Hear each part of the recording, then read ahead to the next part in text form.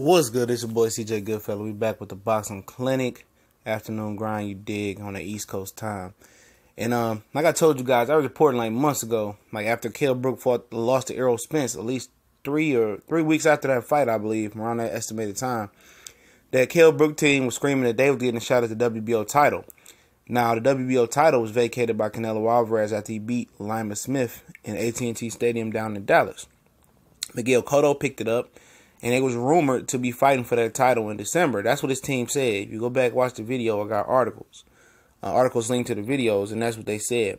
For what reason or another, Kell Brook says the fight didn't happen. He said it was real close for the fight to happen to him versus Miguel Cotto this Saturday, and that would have been a hell of a lot better fight. And that showed that Kell Brook, his orbital bone did heal, and he was ready to jump back in there with an old lion this time. Even though that old lion still got it in Miguel Cotto, I believe. And that would have been a hell of a fight. That would have been a winnable fight for Kell Brook. I believe it would have been a winnable fight for Miguel Cotto. I think Cotto probably would have been favored on the books just because of Kell Brook's state. But it would have been a good fight, And I know Kell Brook team was shooting for that fight, and I was wondering why that fight didn't happen. I didn't hear anybody talk on it. And it didn't happen because Golden Boy wants to be light top ranked. They want to keep the money in-house, And like they were doing with Al Heyman, they was keeping a lot of their fights in-house because they had a large roster. But you can't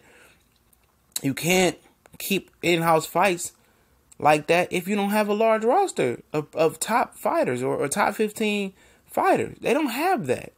So they reached down at 147 to get a guy who just got knocked out, 3 fights ago, Saddam Ali, pinned to fight Miguel Cotto, And just on the strength of, people say, oh, it's Miguel Cotto's last fight, it's going to sell. And maybe it will do. It will sell.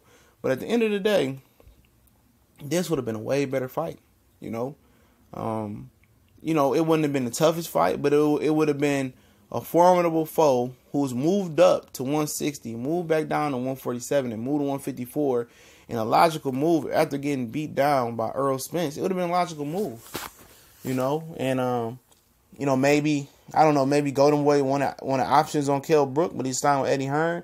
Or maybe they wanted it in the contract that, they could control Kell Brook's career right along Eddie Hearn, co-promoter for a couple fights. But at the end of the day, Golden Boy is reaching for talent because they can't promote.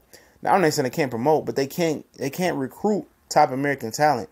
They wasn't in the running for Shakur Stevenson. They wasn't in the running for Michael Collin. They wasn't in the running for Devin Haney. Even though he just came, I don't know who he's promoted by, but he's not promoted by Golden Boy. They didn't get any other guys in the 2008 class. Was it Marcus Brown, Earl Spence, Dominic Brazil, Clarissa Shields? I mean, you can go down the line.